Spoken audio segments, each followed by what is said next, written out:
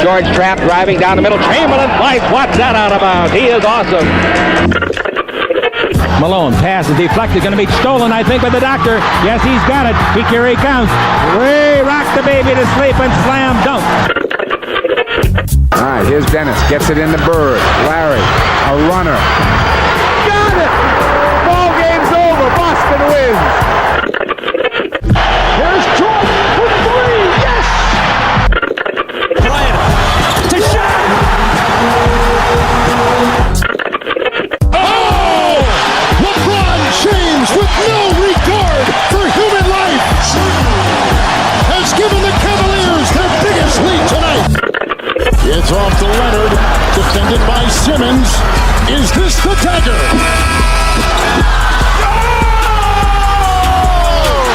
This is WHPC Sports Talk.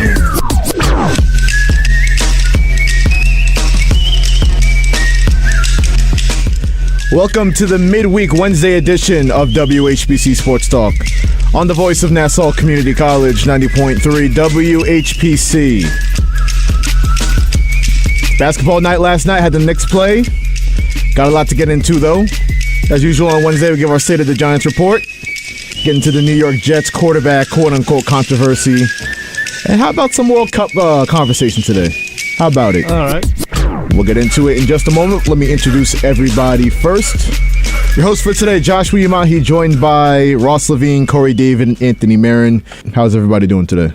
I'm doing good. I can't really complain except for this terrible weather we're having. Man, it's nasty outside today. It's like real nasty. Wish I was in some place hotter. Yeah, I can tell you a flight to Miami wouldn't be too bad right now. LA, maybe Cancun. I don't know. Like, where do NBA players vacation when like their season's Cancun? That's what they say. Everybody. The 1, 2, 3 Cancun in the huddle. Yeah. That would be nice right now, but unfortunately, we are in a rainy, wet, windy Garden City. But we got a great show for you today, regardless. How about you two? You doing good? Rangers suck. That doesn't make me feel any better. We got into that yesterday a little bit. I would have loved to have heard that rant of yesterday, the Rangers, but the Knicks got a good win yesterday, so that was impressive. All right, we'll start there with the New York Knicks. Like you said, Ross, they beat down the Pistons by 30 points. It wasn't even close. After the first quarter, we knew what type of game it was going to be. Happy birthday, Julius Randle. We give this guy a lot of, me personally, I give him a lot of. The city has a love-hate relationship with this guy. Yeah, and it's been mostly hate the last 2 years at least. But come on, can we be honest though? A lot of it was brought upon him by himself. It was. Like, you can't. When you do the whole stupid thumbs down thing that I don't think to your own fans, that I don't think nobody should do, that kind of brings more to hate. And then you just, how the Knicks are, in the sense that we're so supportive of them. So when you disrespect the fans that actually root for you, it's kind of crazy, because you look at a guy like Gilbert Arenas, who talked about how when people who like to go to the Garden, like the Kobe's, the LeBrons, the Ja Morants, all these guys like to come to the Garden because they know sometimes they can have a possibility of getting cheered on by Knicks fans just as much as the Knicks do. Right. Listen, we talked about it all last season, where I don't know how he thought he was going to get away with that, especially in the New York market. Like, there's no way you're going to boo the fans, give him thumbs down, whatever the hell he was doing, and think it was going to fly.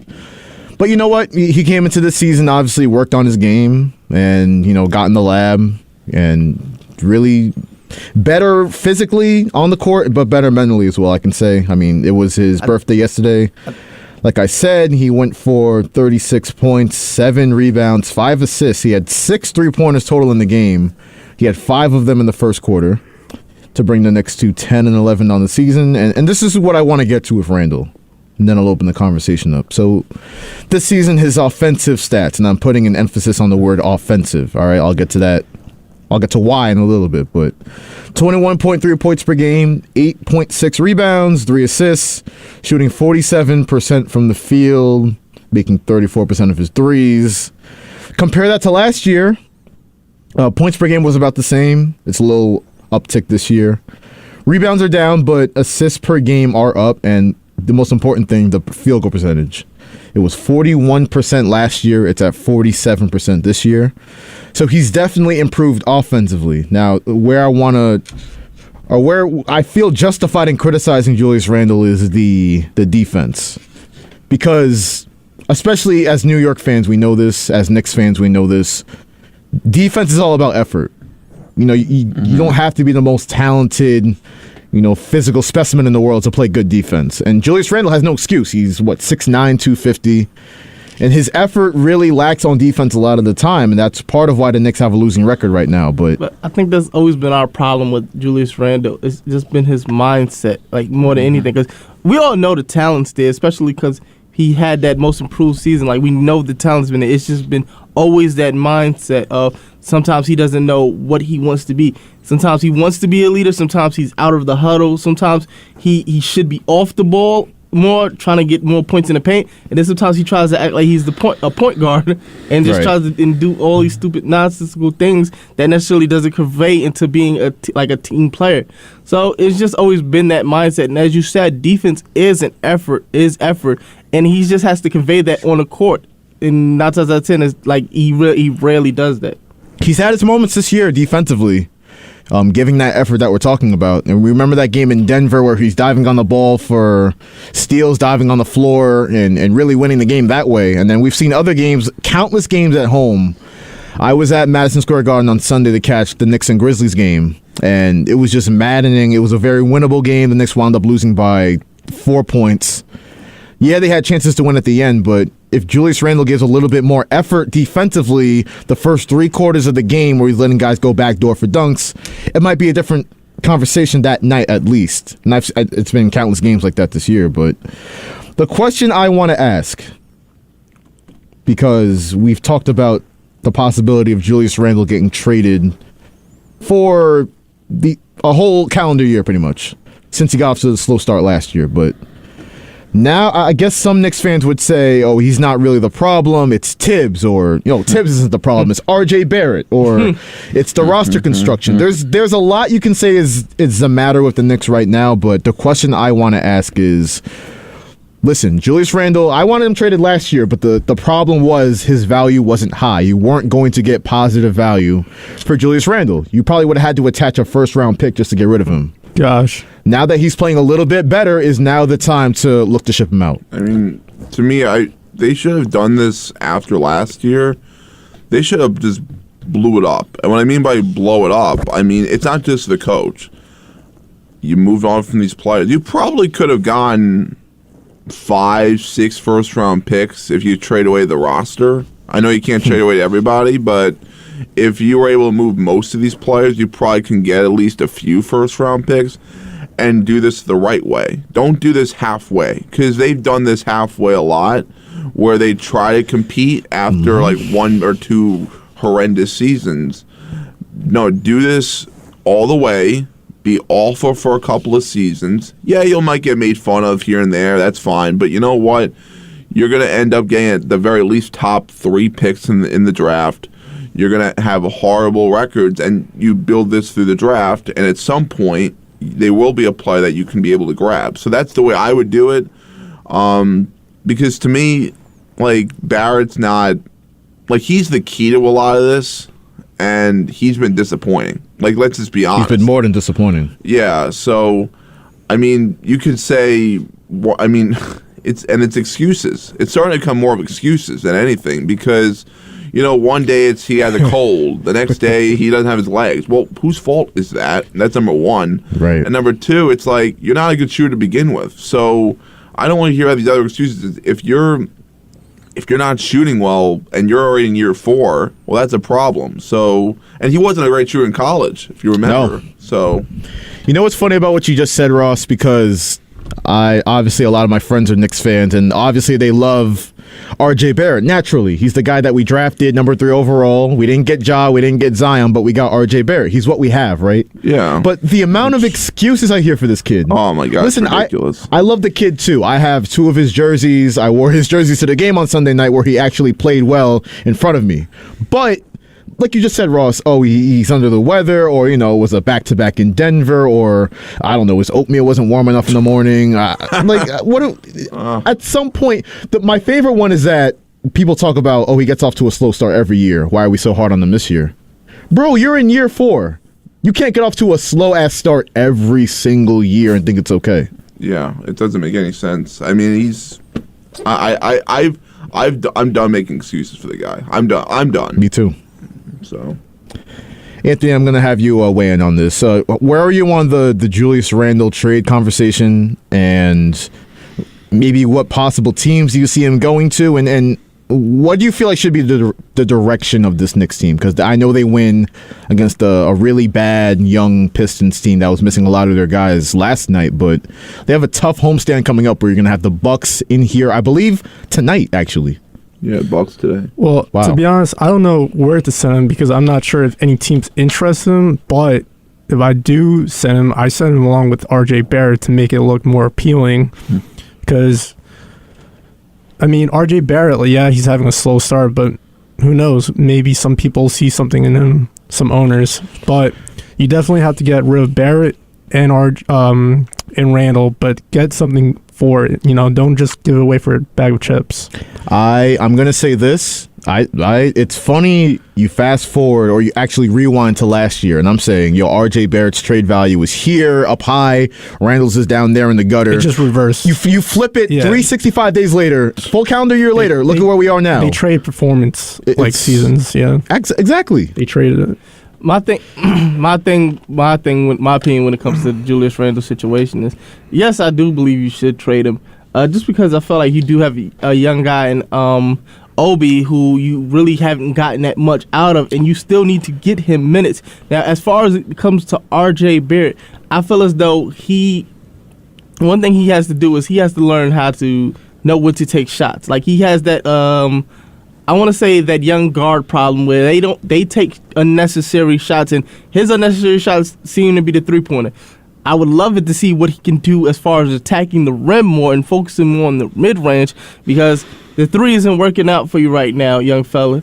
And I think that what you want to do is you want to see how far this young team can possibly go, save your cap money up, and then hopefully go out and go get a star or possibly trade for one of these young guys out here, like a Shea Gilgeous-Alexander or like a De'Aaron Fox. When you have these opportunities, you have to strike. Because you look at what we had last year, you got guys like DeJounte Murray, Tyrese Halliburton, De'Aaron Fox, who all look like they could have been tradable contenders. Like, they could have actually, you seem like you could have had them for cheap. Now they're actually out here performing. You see a guy like Donovan Mitchell out here performing. I just feel like with this team, like I said, you save up, you see what you can possibly get out of this young core. Because I feel like there are pieces that can be used, and I feel like there's pieces that could, possibly elevate this team. Like, one thing I can say, now looking back at it, like, Bol is having a tremendous year. Mm-hmm. He could have been somebody you could have looked at seriously. You have to look for these these I want to say these underground gems like Obi. You don't know what he can possibly be when given the right opportunity. Corey, what do you think about Taco Falls? I think he would fit perfectly with the Knicks. No, you don't like him? I like him. I personally like him. Taco Falls is an interesting case because I feel like when you see him in overseas right now, he's shown more ability and agility than he's ever shown in the NBA. And if you actually could have combined that, because people forget, Taco Fall actually was a good prospect coming out in the same year as Bol. He was one of the guys that actually was able to stop Zion. People forget, and if he doesn't get eliminated, if he doesn't get fouled out in that tournament when they played, I think UCF wins that against Duke. Yeah, it's a cute conversation to have, but does he really factor into the Knicks' plans? No. But no. And this is my problem with the Knicks, though. Where is the sense of direction? I don't know what this team's direction is. They've given me so many mixed signals. I don't understand what it is. I feel like a lot of that falls on Tibbs because, like, you have a portion that says play the young guys, and he'll do the exact opposite and play as much old guys as he possibly could. You know what's funny about that? Because I mentioned yesterday that Tibbs is going to see his favorite son, Alec Burks, who he was playing like 40 minutes last year over the likes of a young guy like Emmanuel Quickly, Quentin Grimes, Deuce McBride. Like, I don't understand what the you don't see strategy you don't see guys like Emmanuel Quickly getting that shine that we deservingly so he deserves, because we feel like he could be like a young, like he could be like our Tyrese Maxey, like that point guard that, you know, comes in and just does the gritty work. He won't be Brunson because Brunson is the starter, but I feel like if you give him more minutes, he can actually do something. And if you possibly could move him to the 2 and move Barrett to the 3, and then put Julius Randle at the 4, and you have something there. You actually add more offensive power to your starting lineup. You're absolutely right, Corey. It's partly on Tibbs. I'll say half is on Tibbs and the other half is on Leon Rose. Yeah. You guys know how I describe him off air. I'm not going to really go there, but it's just, I don't understand what the strategy is. You're basically content with being mid, and I use that word to describe the Knicks a lot. I know, but look at what it is. They're 10 and 11. Well, isn't that kind of where you expect them to be, though? Maybe 11 and 10? It is, but that's exactly where I expect them to be. And that's really frustrating, because your direction can't be, let's be average until a star demands a trade. I understand that, but here's the thing. You have to remember, and look, I've always said either you clean house, and I mean get rid of Tom and and just clean house that way. But you also have to give them in this credit in the sense they were also like a dumpster fire. Like, dumpster fire. Like, they were in the Derek Fisher 17 wins, 27 wins a year, and now at least they're trending a little bit upwards. Is it great? No, but they're better than that's not saying much. It's a low bar, but it's better than where they were.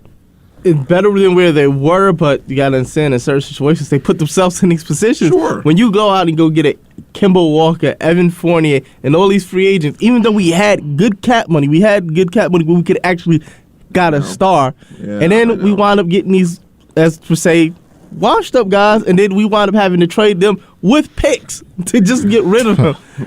and mind you, as much as we want to put this on any ownership, we put that on Leon Rose because he was the guy that was signing these guys.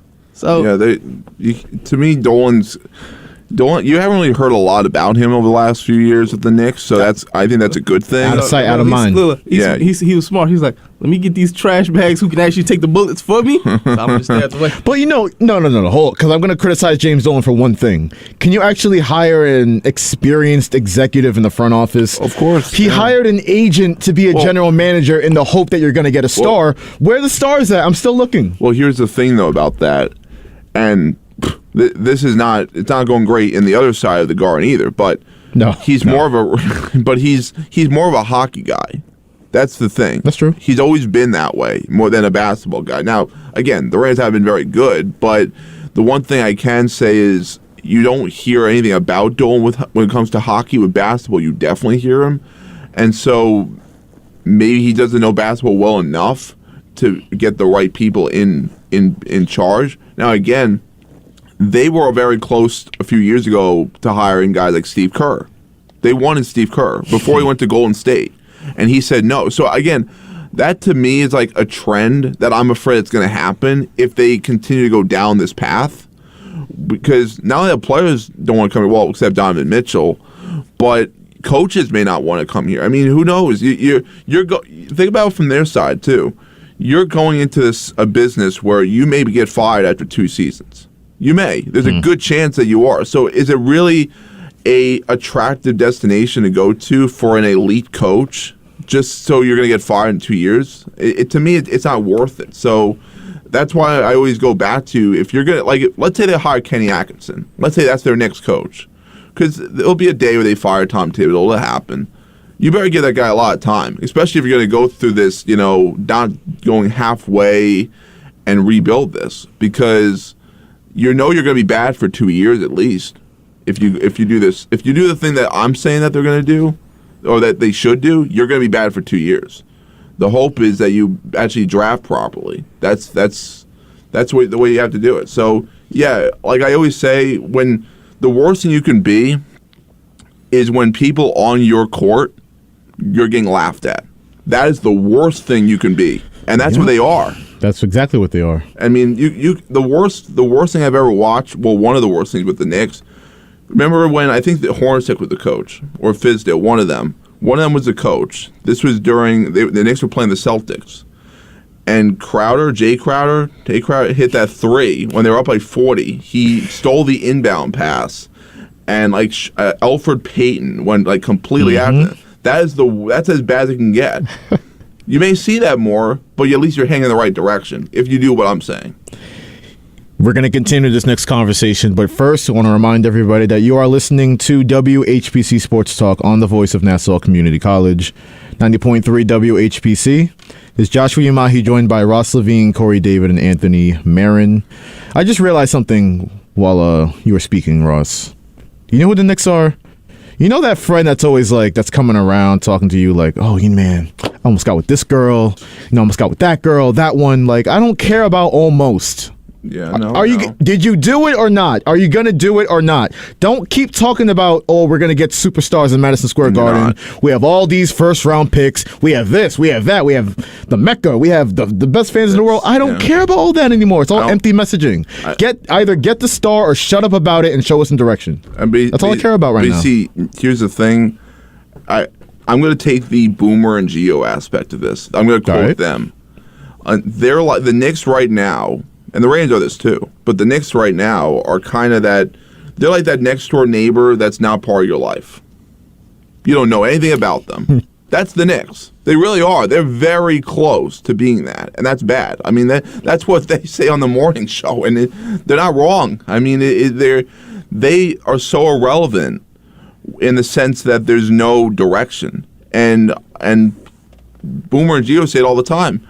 Wake me up when there's a direction. They're not wrong. I know, Les, we're having this kind of depressing conversation about the Knicks when they just won by 30, but this is the thing. Is this because we know? we know we know the direction. You're just spinning on the hamster wheel until somebody magically demands a trade. Like, I'm not with that. Either in the year of Victor Wembanyama, and I again, Ross, you're saying you're right. The Knicks being mid is actually a great improvement from where they've been in the recent memory, right? Yeah. But in the year of Wembanyama, either just trade all the veterans, Scotty Barr. I mean, I forgot the kid name. Scoot Henderson. And not just Julius Randle that might have to go. Evan Fournier, when's the last time you seen that man play an NBA minute? That man has been parked to the bench. There's three players on the team that I would like to see on this team, and that's Jalen Brunson. Obviously. Jericho Sims. I actually want to see Jericho Sims. He's been very good. I like him as a young prospect. He's young, athletic, rim run. Next, Robert Williams from the Celtics. Book it. Remember I said that. Yeah. And the last player I'm going to mention, this is going to shock a lot of people because before this year, he was not even part of the rotation, Cam Reddish. I actually kind of want to see him more. I love Cam Reddish. Yeah, he's great. And the other players, I couldn't care less about. Three players, that's it. Give me those three, and that's it. I don't care about the other players. And that includes Mitchell Robinson, by the way. Oh, Mitch can go. Mitch is okay for what he does. He blocks shots, but he's okay. He's not healthy. He just can never stay on the court. And trust me, Knicks fans, I love Obi Toppin and Emmanuel Quickley, but they have flaws. Every player on this team has flaws. There's no definitive guy. Even Jalen Brunson, I know his only flaw is that he's 5'11" at best. Yeah. That's his only flaw. He's a great player otherwise, but... Right. I don't know, man. I don't know. 516-572-7440, Knicks fans. If you want to call in and chime in on this conversation we're having, listen, they play the Bucks tonight at the Garden. Then you have the Mavs, the Cavs, and the Hawks Saturday, Sunday, and Wednesday. Those are 4 extremely tough games. That's an understatement. I'm praying that no matter how the Knicks do out of this, and they'll probably, more than likely they'll lose all these 4 games, even though I keep saying that and they keep somehow winning. They'll go 1-3. Keep saying they'll lose because I need some more Knicks wins. I don't know if I want more Knicks wins because what is it really going to do? What is it really going to do? Tibbs is going to stay. They're going to be a playing team? I always ask this. People say this. Why did you want the Giants to have such a good I don't like watching losing teams.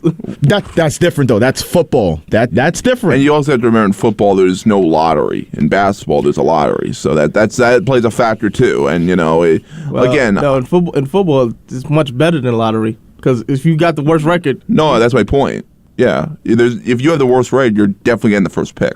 In basketball, that's not the case. We've seen the Knicks have the 4th pick. You're right. And the worst record with Derek Fisher. They won 17 games. So, I mean, Again, that was a dumb hire, but that's, again, hire the right people. They haven't done that. I mean, even when they fired like Steve Mills like years ago, I was almost kind of like, yeah, great. Are they going to hire the right people? And since then, they haven't. So, we could all be excited when they fire Tom or get rid of Leon Rose when they clean house. That's fine. I'm not going to ever get excited about the Knicks until they hire the right people. That's a fact.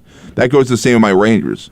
Until they hire the right people, I'm never going to get excited. They tricked me, and for that reason, it's more disappointing.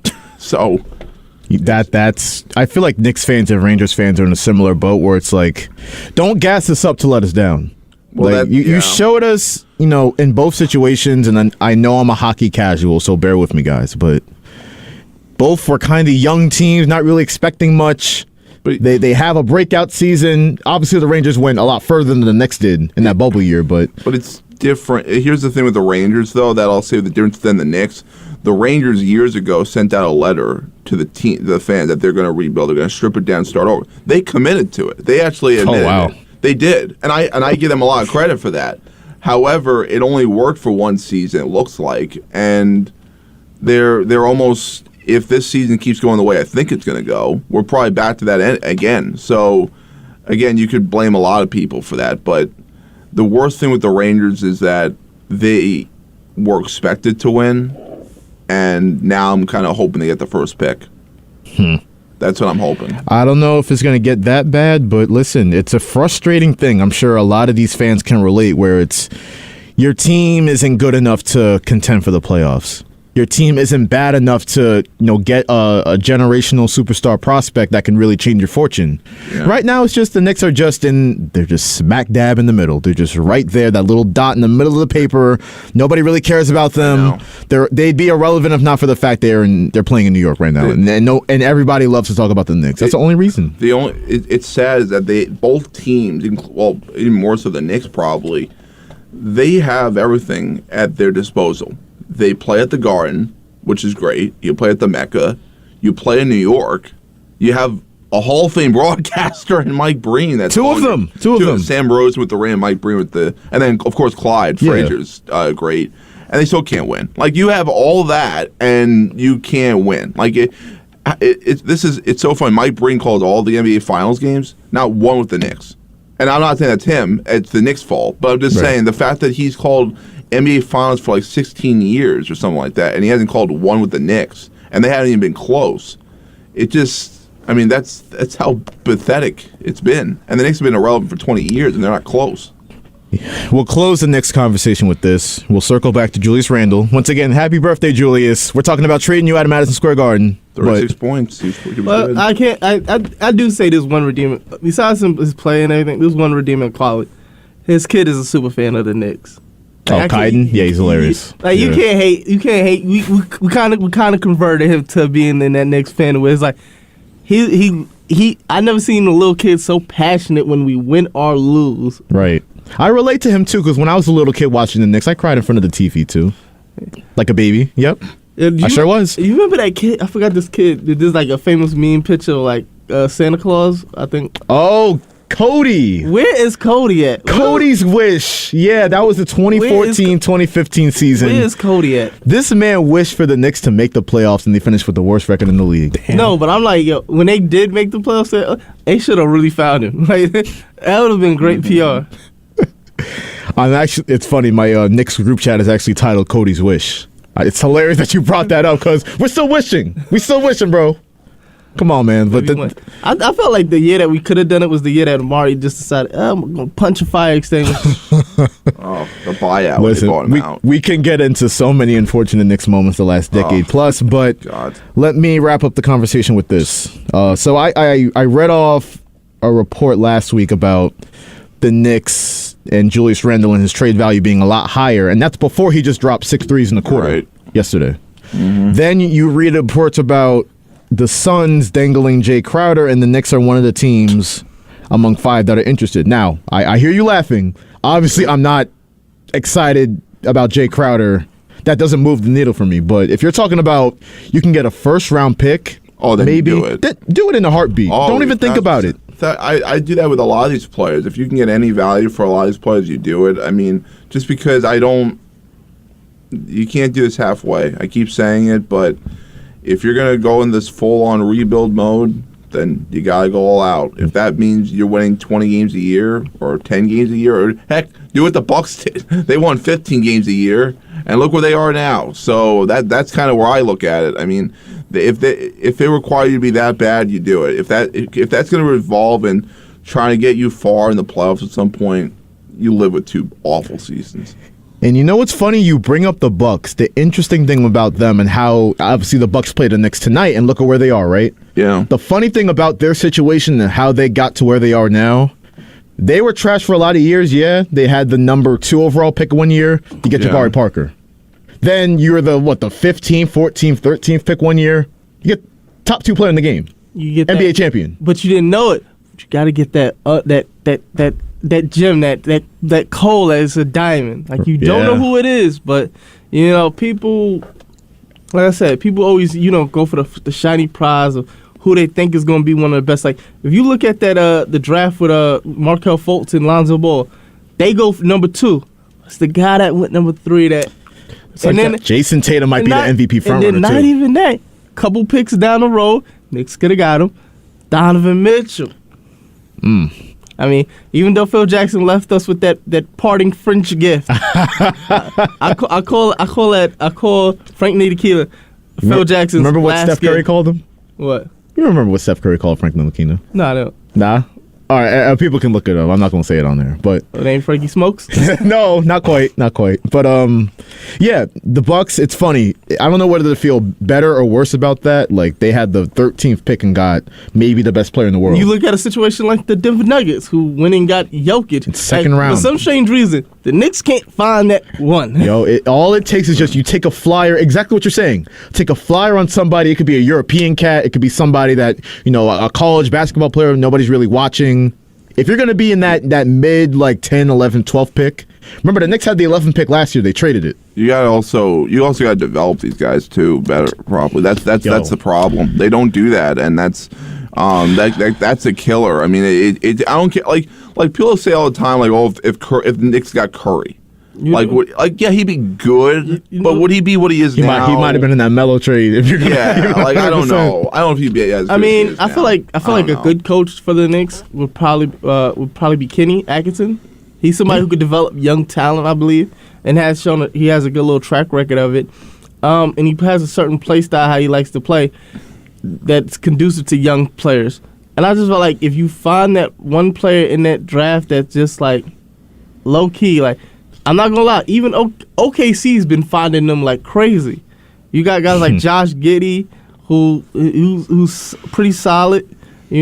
Shea, he wasn't highly touted, but he's coming along, having an all-star type year this year. Yeah, Knicks could have drafted him too, but keep going. I'm just saying, in total, it's like they find a lot of these teams find these guys. Hey, it's funny. The Knicks, like I said, they begin a 4-game homestand tonight against Milwaukee. Giannis and the Bucks visit the town, visit the Garden. Josh, we'll see what happens. Josh, you know what the Knicks are the most known for? We're not known for finding that gem. We used to find an old player he's ready to get out of the league. Y'all got one cash out in me. Oh, the Knicks. That's the squad right there. I call it the Tracy McGrady. Yeah, Tracy McGrady, Kemba Walker last year. Bing bong, bing bong. It's not great. It's not what you want. As Richard Jefferson said, when the Knicks started calling me, I was like, I knew it was time to get out the league. That's messed up. We're known for guys that are Courtney Lee, Aaron Aflalo, Evan Fournier, name some other guy. Mondes, whoever that guy with that crazy center, I don't know, that we used to have. I remember, yeah. Yeah, I mean, Amundsen, yeah, that guy. that guy, I remember. What a Hall of Fame team that was. Yeah, not. Those are some nasty-ass names you just listed off. But I think we need to move on before I sink into it. That's how bad it was. That's the worst thing I've ever seen. Yeah, oh, that's man. saying a lot. The New York Knicks, please get it together for my mental health. Please, please, please, please, please. Well, but, the other side of town's not looking too hot either. I know the Nets have played better as of late. They do host the Wizards tonight. They won't have Ben Simmons, who's day-to-day. I feel like Ben Simmons is day-to-day every day, but that's another conversation. But yeah, that's Hoop Talk in New York, at least for tonight and moving into this weekend. The midweek Wednesday show of WHPC Sports Talk. We're going to move into, customary on Wednesday, our State of the Giants report. The State of the Giants, what would you guys, one word to describe where the Giants are at right now? They're trending downhill. Yeah. I said one word. I'm not Downhill. I'm not gonna say It needs trend. more than one word. They even kill right now. Even kill. Okay, okay, hyphenated one word. I'll allow it. I'm going to say Okay. long term. I would say good. Long term. I'll say that. I like that word. But for the season, where do you? Season? they're Oh, going we're to, like, toast. Toast? Yeah, we're burnt bread. We're done. Oh, no. You got the Commanders coming into town. It's at Do you MetLife. really think we're beating the Commanders? That's Taylor Heineke is That's the problem, that's Heineke, he's good. He always kills us. I don't think y'all are going to win this week, but I know Corey over there is kind of itching to say something. Can we go to the schedule real quick? Do I think we can beat the Commanders? They're on a roll. I believe we can beat the Commanders. They've won 6 of 8. Yeah, this is 7. They're rolling. 6 of 7, they're rolling. Oh, boy. See, I wouldn't have a problem with the Giants winning, right? I wouldn't have a problem with them saying they would win, right? But the thing is, they're not acting like a team, right? The only guy that produced throughout the season, Saquon, what is he really doing the past we just have past we week? we have 2 losses and everybody's acting like the world. Well, It's not that. It's just the performances, right? It's not just that. I know what you're talking about. I know you're saying the talent is starting to kind of catch up to the Giants. I think that's what you're saying. Yeah. Yeah, the talent is definitely not there. It really was never really there. I mean, they were performing good. In They the were beginning, performing good. and now it's just like, what happened to that oomph? Yeah, no, I know. Look, let's put it this way. They never had great receivers. They never did. And you take them out, it looks even worse. And that's going to obviously hurt. They lose Wan'Dale Robinson. That's a killer. You lose Shepard. That guy's always hurt, but that's still a killer. And now you just have Richie James, and Yeah, so that's bad. It's not good. And then and here's the thing. Saquon Barkley, as great as he is, he can't carry the whole team. Yeah, but this is also why Joe Shane's going to have a tough decision to make in terms of giving him a second contract. Because, and this is not even Barkley's fault, actually. It's more so, if you're not going to have a great receiving core, if you're going to have Daniel Jones, who, let's be honest, he's been good, but I don't think even they're sold yet. A running back is only so good when teams don't prepare for that guy. When teams prepare for the guy, you're taking him out of the game. And the line's not good enough to hold up, especially the interior offensive line part of the Giants. I hope they win 2 more games, but I'm not banking on it because I think the talent it's going to catch up. I think even somebody that covers the Giants, Connor Hughes of who covers the Jets, even the Giants too. Yeah. He even said as soon as they played tougher competition, he was like, unfortunately, the talent of the Giants is going to catch up. He's not wrong because there really isn't a lot of talent. They got through with the coaching, and the one thing I want to get I got out of this season so far, regardless of how this ends, we have a coach. Mm-hmm. Like we have definitely a very good head coach that's going to be here for a long time. I mean, and we have a GM that I think is going to be really good. So I don't really have a lot of complaints. I know there's people who are going to say this is a failure season. I don't know how you could say that based off of the talent that this team has always had. You don't think that, and again, I agree with you, Ross, but a team that starts 7-2 and might not make the playoffs, like say they start 7-2, miss the playoffs, that's not a failure? Not with the talent and the injuries. I mean, the way the schedule. I don't think the way everybody was expecting them to come into the season, they didn't expect nothing much from them. Not you. Only person that was expecting much was me. I expected them to be like that lower team seed, like a lower seed team, and possibly have a chance to sneak into. Yeah. So to that point, if they miss the playoffs, is that a failure in your eyes? It has to be. It's not a failure. I think it's a little disappointing. Yeah. In general, the one thing I wanted for this season is just winning football, which they have provided me. Fair enough. Listen, but I don't know. It's not. I don't think. I think. Trust me. No, you can go. If you say, them winning possibly costs them chances in the play. I mean, in the draft on what selection they possibly can get. this draft is not that strong. So I disagree with that, but so whatever position you're in, I feel like you can possibly find a player that can impact your team. Yeah, I mean, unless Marvin Harrison Jr. comes out. He's a problem. They're not. Normally I would say you start 17, you miss the playoffs, it is a failure. But this time around, I think this is a little bit of an exception because you have to remember they were never great to begin with. Like you look at a lot of their wins that they've had, and as exciting as I was at the time, they beat the Bears by 8 points. They beat the Jacksonville Jaguars, who weren't great, by 6 points. They beat the Texans by 8 points. They beat a lot of teams by one possession that are not great teams. Heck, the Packers are not very good this year. They won by 5. So even in the wins that they've had, although great wins, very good wins, do you really think you're going to beat great teams the way that the Giants play and the talent that they've had? Like, I find that hard to believe. And look, they could prove me wrong, and Dable's proven me wrong, but I don't know. To me, if you're 7-2, your team falls apart because of injuries and because you're not talented and teams just catch up to you. I don't know. I don't think it's that much of a failure. More so, this is what everybody expected. Now, if the Giants were, let's say, 3-6 or 4-5, then nobody would really be talking about this. Right. You know what I'm saying? So that's why I always felt like 7-2, as great as it was, I never changed my expectations. I never did because I always thought this would happen. No, you stuck to it. You got up here when the Giants were 7-2, and you weren't moved that much, and we were like, "What's wrong with Ross?" But you kind of look pretty correct in everything that you're saying. I mean, listen, the formula is easy to figure out for the New York Giants. All their wins, I'm looking at all 7 of their wins right now. You got the Titans by 1 point, missed field goal.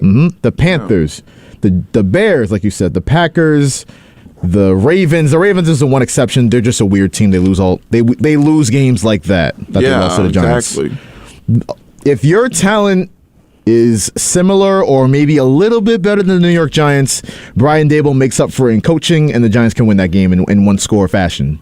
Yeah. But if your team is just flat out more talented than the Giants, you're going to beat the New York Giants. So, there's not much you can do if you're a coach. Do you feel the Commanders are more talented than the? Oh, without question. Without question. Yeah, that's why to me, if you're disappointed, if you're not disappointed, but if you're surprised by the outcome like on Sunday because if you lose, you shouldn't be because they're not as talented as the Giants. Now that doesn't always matter. Like you can still win, but it's Joe Shane, the GM of the Giants, didn't believe that this team was a playoff team at the trade deadline. Remember, he did not go out and get a receiver. So the fact that a guy that's been in the building with these guys every single day didn't even believe that this team is a playoff team, well, then what does that tell you? I mean, how much is it really a failure then? I mean, the GM didn't even make a deal. The coach is kind of in the same course of the GM that even he probably didn't think this team was a playoff team. They don't have their guys in place. So it's hard for me to say that it's a complete failure when, even when they were winning, I think most fans knew when they were winning, it's like, this is great, but when is it going to ever, when is this shoe going to drop? I think people kind of like, how long is this going to last? I can't wait till we pick on Friday our games. You know where I'm going with that game. Well, yeah, we know, but is it the? And then when when you see next time you see me when I'm wearing my Giants jersey, just want you to just be like, hey, respect your opinion a little bit more. Okay. I mean, yeah, you can say that. You've been pumping your chest out all season long as the Giants fan. You've been right so far. You've been 7-4. You've been right more than you've been wrong, but it might change looking at the schedule. And I've not been a delusional. Like I said, as much as I want to say there's a chance of us beating the Cowboys on Thanksgiving, I said we're most likely going to lose that game. You're up 6 points at half, so. Yeah. I don't think there's a lot of that much bad you could really take out of that game. I mean, we were in the game, which is, I think a lot more you could have asked for. We just didn't capitalize with the turnovers that we got from them. And that goes back to the lack of talent that we have. We don't have a lot of talent. So unless we're in the situation that we're at like the 1 yard line on every situation, we're probably not going to score many points. That's why we slowly but turning into. We feel like Princess Leia in Star Wars where OBJ is. He's like, we need you, Luke. We need you. We need Odell. And then why? Because we need some type of receiving option. Listen, Odell's a cowboy. He's a cowboy. I'm sorry. Guarantee. You guarantee? Yeah. Now, when he's win, that red, white, and blue so beautifully once again. What you gonna say? Well, it won't happen because I put the guarantee stamp on it. That don't mean nothing. It's not gonna happen. 1 second. That's a Charles Barkley guarantee. So you automatically know the exact opposite is going to happen. Well, I hope so because I've said I hope Odell's a Giant. I hope so. When the last Charles Barkley guarantee that ever come true? Oh, he said the Pistons were going to whoop the Knicks last night on TNT. Well, Charles Barkley hates the Knicks. Yeah, but 30-point win, Chuck. Guarantee. So that guarantee is invalid. Listen. I hope, I've said this to you, I hope that Odell Beckham Jr. becomes a Giant because it would be like the perfect full circle moment. I didn't like the way he left and went out. Obviously, Dave Gettleman is to blame for that, but he by the end of his career, he'll be a Giant. Before his career is over, he'll be a Giant. Not now, but he will be. I hope so. We don't want him at the end, like. That's how you're gonna get him. I feel like we got one. We're not doing the Cam Newton Carolina Panthers. We're not going to do that. I don't know. We did have a caller on WHPC Sports Talk, but he hung up. So, caller, if you want to call back, we only put you on hold for like 3 seconds. Our best receiver is Darius Slayton. That's our best receiver. That tells you all you need to know right there. Although Slayton's been good, but that's, we literally have hot dog guys playing receiver for us. That's seriously, we really do. You could make an argument that honestly, the hot dog guys that serve hot dogs at MetLife Stadium could probably play wide receiver for the Giants. That's how much we really do not have anybody. I don't know, Ross. They'd be looking a little big to me. I don't know if they have the agility to. I don't know. But you're not wrong on the Giants' receiving skill set and their depth. It's not really deep right now, but. We got a caller again on WHPC Sports Talk, and he looks like he hung up again. So if anybody wants to call up for real and give some real sports knowledge, get your takes off, chop it up with us, 516-572-7440. Me personally, I don't think 3 seconds is a lot of time. I know some people disagree, but we're going to put you on hold for a little bit. Just hang in there. But back to the Giants, right? This game, it's obviously the biggest game of the year. Mm-hmm. We talk about Brian Daboll. He told the team straight up, like, the season starts now. Pretty much saying, yeah, the 7-2 start was cute. We hit a little adversity, but every NFL team faces adversity throughout a 16 or now 17-game season. Yeah. Like, we got this far. What are you going to do with it? He was very, maybe more so than the other losses, the most pissed off I probably saw him when they lost to Dallas. He was very, I know in that press conference, he almost had the Bill Belichick one, but just pissed off type where he was, he said it. We shot ourselves in the foot. We didn't execute. And look, he definitely does not sugarcoat. He doesn't sugarcoat anything, which I appreciate. And also, he doesn't back a lot of these players, I guess. I mean, don't get me wrong, he's not going to rip into them, but he's not as he's not babying them. Yeah, he's not babying them. He's not thinking of this as a rebuild. He's thinking of this as a team that we should have won that game. And we may disagree, but that's how he is, and that's why I think he's gonna be a very good coach. That's why we love Brian Daboll, though, right? Because again, the talent isn't there, but not only just his coaching, his offensive knowledge and everything, he's gonna get the players riled up. He's a player's coach. Yeah. The Giants, for the longest time, they've had all these Joe Judges and the Shermers and the McAdoo and just nasty work, right? But they finally have a guy that the players can rally behind. Not just that, but like I said, he has the knowledge and the offensive playbook to go along with it. So listen, I don't think the Giants. I think they're last place bound. They might still make the playoffs, being 9-8, if they get 2 more wins out of this tough schedule. 2 games against the Eagles, left 2, 1 against the Vikings. That's tough. If they're 9-8. Whether they make the playoffs or not, it's definitely a successful season then, whether you make it or not. I agree. If you're 9 wins, yeah. I agree. And 9-8 in the NFC is not looking great. I mean, you're in a battle with the Seahawks, maybe the Lions if they keep playing well, but if you're a Giants fan, I don't know. It's kind of what perspective are you taking? If you're taking the the before the season perspective, this team's not really going to do much unless you're Corey David. Everyone was saying that, and then you start out 7-2. But if you take the perspective of we started 7-2, we got to make the playoffs now. Like there's no excuses. It's a tale of two perspectives. If you're a Giants fan, look, Joe Shane said before the year he will try to win, but don't expect much. That's kind of the way I go by things. To close, last comment on the Giants topic. It was funny after that 1-point win Week 1 against Tennessee. And Brian Dable's like rallying the guys. Oh, what a great win, guys. Way to step up. Joe Shane's in the corner like, man, this dude really going to win some games this year, isn't he? He's going to mess it all up for me. Yeah, he's like, I don't want Daniel Jones. Like, can you lose so I can get my quarterback? I don't think, by the way, I think Dable likes Jones a lot more than Joe Shane. I don't think Joe Shane actually likes Jones. I think he gives him credit, but he's not as committal that I've seen. He's not like Joe Shane's not as committal to Jones as like a lot of fans. Like fans Daniel, they're mixed feelings about him.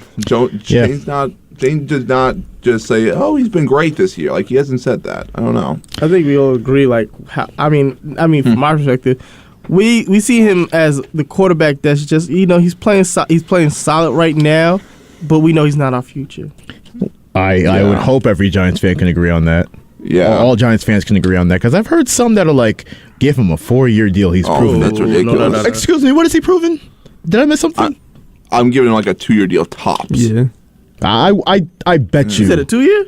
2 years tops. I bet you. Again, that's not a 1 year with a 1 year with an option or maybe. Yeah. Like that. I bet you there's an NFL team and what is going to be the summer carousel of quarterbacks. I guarantee you there's going to be a team that's going to give Daniel Jones like a 4-year deal. I'm telling you right now. I promise you. As soon as he's done with the Giants, Mitchell Trubisky, backup material. Maybe. He's gonna make a lot of money in his career. He's gonna be a lifetime backup. I agree with you. I bet you money he's gonna outlast a lot of quarterbacks being a backup. Yeah, I agree with you, but I promise you, like we saw Brock Osweiler, guys like that get big deals. There's gonna be an NFL team stupid enough to give Daniel Jones that deal. Watch. Brock Osweiler, he performed in the playoffs. He proved something a little bit. The defense performed in the playoffs. I don't. Osweiler was just there. To me, he was just there. He has little 6 games of fame, and then it was back to Peyton Manning, and they won the Super Bowl. You know what it is to me? He was very. He was a manager. He was a game manager. See what the caller has to say. Caller, you're on WHPC Sports Talk. What's going on? What's up, guys? It's Frankie from Flushing. What's good, Frankie? What's on your mind? Good. Yeah, you're talking about Daniel Jones. I mean, you're right. He's not the future, but he needs weapons. I don't think we really got a good look at him because he hasn't been surrounded by talent except for Saquon Barkley. Now you see Barkley came back this year, and the Giants they're going to win 9-10 games. You got guys like Aaron Rodgers that was winning 13 games every year, and he loses all his weapons, and now they've only won 4 games. So I think Jones needs to be judged when he has a good cast around him.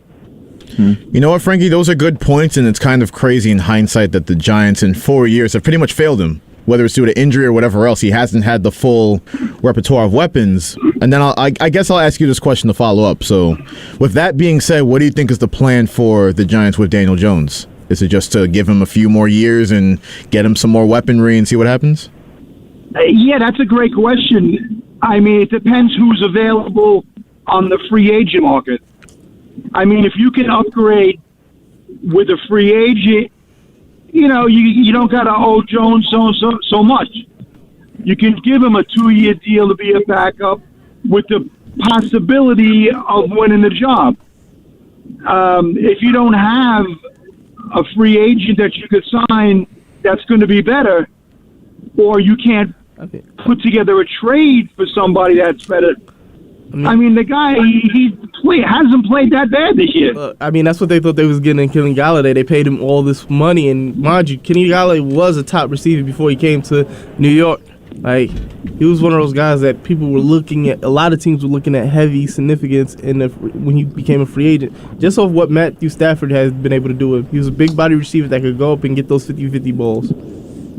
Right. If you can get a guy like later on in life, like a Rodgers or a Brady or Stafford even, and you signed him to a 2-year deal, you hold on to Jones with the hopes that he didn't play that bad, but, the veteran guys might get you to the next level, and if they don't, you still have Jones, who I think is kind of proven. He just needs some weapons. It's not a bad take, and thank you for the call, Frankie, once again. You got it. Yeah, they definitely got to get weapons. I mean, no matter who the quarterback is, they definitely got to get weapons. Look, they definitely failed Jones. I mean, that's a fact. I mean, for 4 years they did. John Merriam admitted it. So I feel bad for Jones. I kind of do, because he was not put in a very good situation to begin with. It's not his fault they went 6th overall. And you know what? If only he was put in a better spot. But again, receivers get hurt, and it's people always say, well, if he. You're not going to always have your one receiver. Well, he never does. So I don't know. But I guess Joe Shane is going to look at it being like, do I want to pay Jones a lot of money, which I'm going to say he does not want to, or he wants to draft a quarterback, or even heck, Lamar Jackson. We'll see. It's a lot of options out there, and the Giants, I know we'll talk a lot more about this game against Washington, leading up to Thursday, Friday, and then the weekend, obviously. But it'll be interesting to see what happens. It's interesting in the short term and long term for the New York Giants. But real quick before we hustle out of here, Corey, I know we haven't gotten your opinion on the Mike White, Zach Wilson Jet stuff. So real quick, what are your thoughts on that? He had a good game. Look. Dude, I think still. I feel like this. It's like with It's like with the Cooper Rush situation. You'll have a couple solid performances, but I feel like as soon as, comes back down to reality, they're going to give the job back to Zach Wilson. I don't know. We disagree on that, but I think it's way different than that, because Dak Prescott, he's proven and he's been consistent throughout the season, right? So there's no question that Dak Prescott sticks with the job of starting quarterback, right? But with the Zach Wilson comparison with Mike White has the confidence and the team behind him, where Zach Wilson... Look, there's egos involved in it, because you got to understand that when people draft these kids, all these guys that high, they want to see a return on an investment. So I do see it. And one more thing before, I don't know if we're going to wrap it up, but I heard Mexico lost.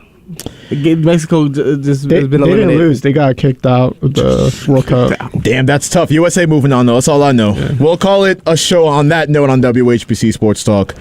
For Ross Levine, Corey David, Anthony Marin, I am Joshua Umahi, thanking you once again for listening to the voice of Nassau Community College. 90.3 WHPC.